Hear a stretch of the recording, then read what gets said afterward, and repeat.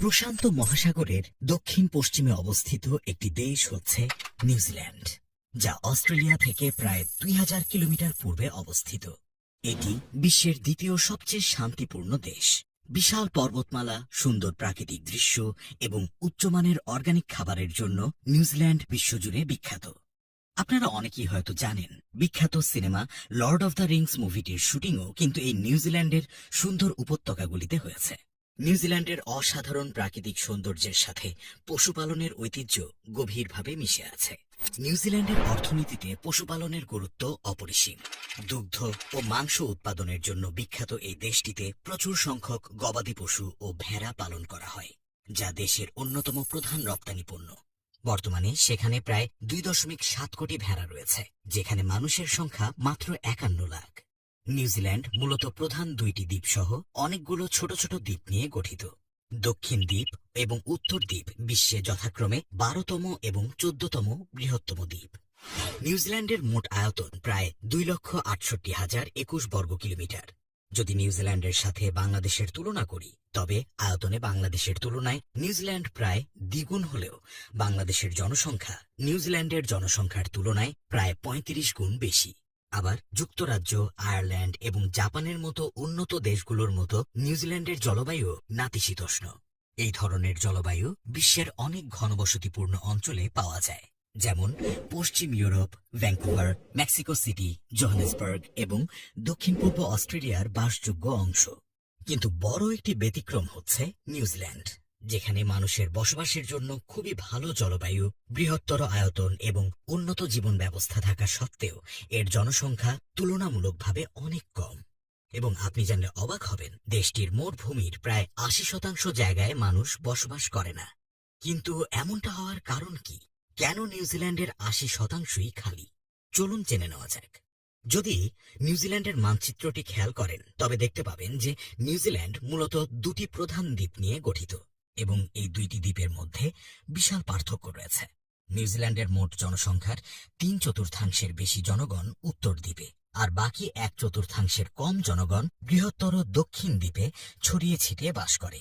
উত্তর দ্বীপে তুলনামূলকভাবে অনেক বেশি জনগণ বসবাস করে, কিন্তু এখানেও প্রায় অর্ধেক উত্তর দ্বীপের মানুষ কেবল অকল্যান্ড শহরের আশেপাশেই বাস করে। আর অকল্যান্ড হল নিউজিল্যান্ডের বৃহত্তম শহর। অকল্যান্ড অঞ্চলে মোট জনসংখ্যার 37% মানুষ বাস করে এবং এই জনসংখ্যা দ্রুত 2 মিলিয়নে পৌঁছাতে পারে বলে আশা করা হচ্ছে। অকল্যান্ড ছাড়া নিউজিল্যান্ডের 4টি বৃহত্তম শহরের মধ্যে 3টি রয়েছে উত্তর দ্বীপে। অন্যদিকে দক্ষিণ দ্বীপের সবচেয়ে বড় শহর হচ্ছে ক্রাইস্টচার্চ, যা সমতল ক্যান্টারবারি প্রান্তরে অবস্থিত। ক্রাইস্টচার্চ শহর বাদ দিলে দক্ষিণ দ্বীপের জনসংখ্যার ঘনত্ব অত্যন্ত কম, প্রায় 5.4 জন প্রতি বর্গ কিলোমিটারে বসবাস করে। অবশ্য এর পেছনে প্রধান কারণ হিসেবে আমরা উল্লেখ করতে পারি নিউজিল্যান্ডের বিচ্ছিন্ন ভৌগোলিক অবস্থান। কেননা নিউজিল্যান্ডের অবস্থান এশিয়া, আফ্রিকা, ইউরোপ কিংবা আমেরিকা থেকে অনেক দূরে।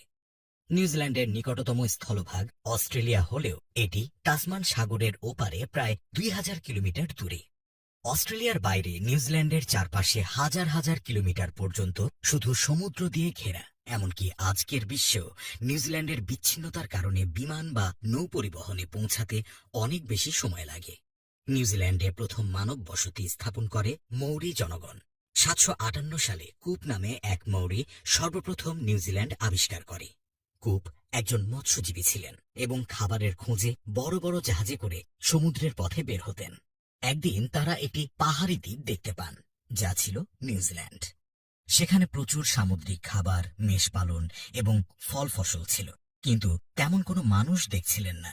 কুপ এবং তার সম্প্রদায়ের জন্য এটি ছিল একটা আদর্শ স্থান, যার কারণে তারা অন্যদেরকে এই নতুন স্থান সম্বন্ধে জানাতে ফিরে যায় এবং কুক দ্বীপপুঞ্জ, সোসিয়াল দ্বীপপুঞ্জ এবং হাওয়াই দ্বীপপুঞ্জ থেকে বড় বড় জাহাজে করে নিউজিল্যান্ডে তারা আসতে শুরু করেন।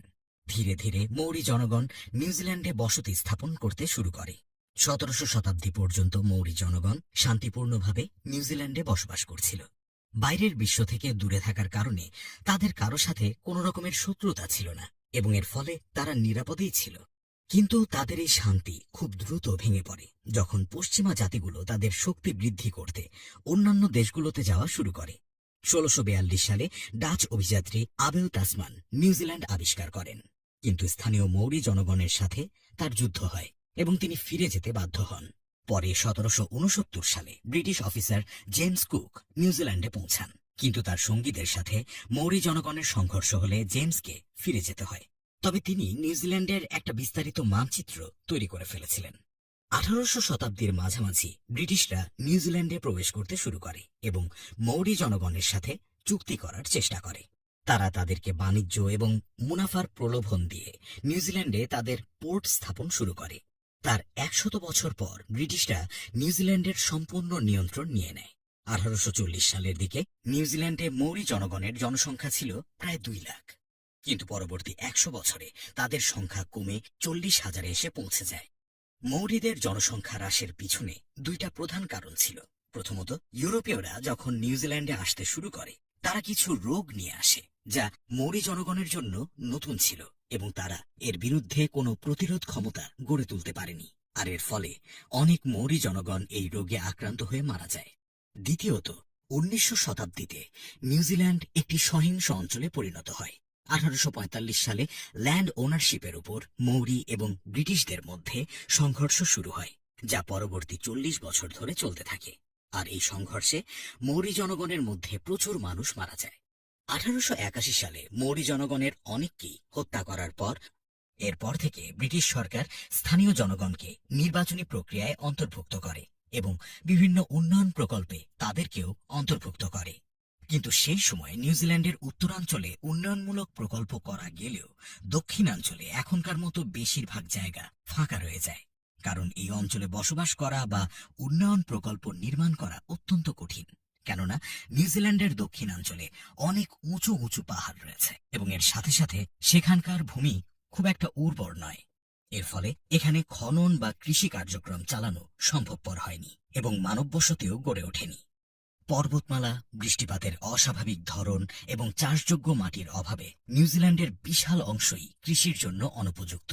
দেশের মোট ভূমির মাত্র 2% কৃষির জন্য উপযোগী, যা মরুপ্রধান দেশগুলির মতো কম। তবে নিউজিল্যান্ডের জলবায়ু, পানির সহজলভ্যতা এবং বিস্তৃত তৃণভূমি এটিকে পশুপালনের জন্য আদর্শ করে তুলেছে, যা এই দেশের অর্থনীতির মূল ভিত্তি। নিউজিল্যান্ডে প্রচুর গরু এবং ভেড়া পালন করা হয় এবং সেখানে ভেড়ার সংখ্যা মানুষের চেয়ে অনেক বেশি, যা আমি এর আগেই উল্লেখ করেছি। ভেড়ার মাধ্যমে নিউজিল্যান্ড বিশ্ববাজারে তাদের জন্য একটা বিশেষ স্থান দখল করেছে, কারণ তারা বর্তমানে বিশ্বের বৃহত্তম ভেড়াজাত পণ্য যেমন উল এবং মাটন রপ্তানিকারক দেশ। তবে এটি তাদের সবচেয়ে বড় রপ্তানি পণ্য নয়। নিউজিল্যান্ডে গরুর সংখ্যা মানুষের তুলনায় দ্বিগুণেরও বেশি এবং তারা যে দুগ্ধজাত পণ্য উৎপাদন করে তা তাদের সবচেয়ে বড় রপ্তানি পণ্য হিসেবে দাঁড়িয়েছে। যদিও তাদের আবাদযোগ্য জমি মাত্র 2%, তবুও নিউজিল্যান্ডের 55% জমি কৃষির জন্য ব্যবহৃত হয়। তবে সেই কৃষি জমি ফসল উৎপাদনের পরিবর্তে পশুপালনের জন্য ব্যবহৃত হয়। পশুপালন নিউজিল্যান্ডের অর্থনীতির মূল স্তম্ভ এবং গত 200 বছর ধরে এটি প্রধান রপ্তানি খাত ছিল এবং সম্ভবত ভবিষ্যতেও থাকবে। যেহেতু ভৌগোলিক অবস্থা অনুযায়ী এটি সবচেয়ে উপযোগী রপ্তানি শিল্প, তাই পশুপালন নিউজিল্যান্ডের ভূমির অধিকাংশ জায়গা দখল করে নিয়েছে। এর ফলে মানুষের বসবাসের জায়গা সীমিত হয়ে পড়েছে। উন্নত বিশ্বের অন্যান্য দেশ যেমন জাপান, দক্ষিণ কোরিয়া, অস্ট্রেলিয়া, কানাডার মতো নিউজিল্যান্ডেও প্রতিনিয়ত জন্মহার কমছে। 2010 সালেও নিউজিল্যান্ডে প্রতি মহিলায় 2.1 জন সন্তান জন্মানোর হার ছিল, যা জনসংখ্যাকে স্থিতিশীল রাখার জন্য প্রয়োজনীয়। 2022 সালে এটি কমে 1.8-এ নেমে এসেছে। 1840 সালের দিকে ব্রিটিশরা সর্বপ্রথম ব্যাপকভাবে অভিবাসন শুরু করেছিল, আর তখন থেকেই নিউজিল্যান্ডে কিছু জনসংখ্যা বৃদ্ধি পেয়েছে। তবে দীর্ঘদিন ধরে তারা শ্বেতাঙ্গদের অভিবাসন সীমাবদ্ধ করে রেখেছিল, যদিও দ্বিতীয় বিশ্বযুদ্ধের পর এই সীমাবদ্ধতা কিছুটা কমিয়ে আনা হয়। 2006 সালে নিউজিল্যান্ডের জনসংখ্যা 4 মিলিয়নে পৌঁছায় এবং 2020 সালের মধ্যে তা 5 মিলিয়নে পৌঁছায়। 2008 সালে নিউজিল্যান্ড সরকারের একটা হিসাব মতে প্রতি বছর 45,000 নতুন অভিবাসীর আগমনের কথা জানা যায়। 2013 থেকে 2018 সালের মধ্যে প্রায় 2,70,000 অভিবাসী নিউজিল্যান্ডে এসেছিলেন। বর্তমানে অভিবাসীদের বৃহত্তম উৎস হচ্ছে যুক্তরাজ্য। তবে এখন বেশিরভাগ অভিবাসী এশিয়া থেকে আসছে, বিশেষ করে চীন, ভারত এবং ফিলিপাইন থেকে। নিউজিল্যান্ডের জনসংখ্যার 27% মানুষ বিদেশে জন্মগ্রহণ করেছেন যা বিশ্বের সর্বোচ্চগুলোর মধ্যে একটি। দেশের বিস্তৃত প্রাকৃতিক অঞ্চলগুলোর অনেকটাই বসবাসের জন্য অনুপযুক্ত, যার কারণে লোকজন শহুরে এলাকায় বেশি জমায়েত হচ্ছে। এই কেন্দ্রীভূত জনসংখ্যার জন্য আবাসন চাহিদা দ্রুত বাড়ছে এবং এতে আবাসন সংকট ক্রমশ প্রকট হয়ে উঠছে। তবে সরকারের উদ্যোগে এই সমস্যাগুলোর সমাধানের জন্য বিভিন্ন প্রকল্প হাতে নেওয়া হয়েছে, যাতে নিউজিল্যান্ড তার বাসিন্দাদের জন্য আরও স্বস্তিদায়ক আবাসন ব্যবস্থা গড়ে তুলতে পারে।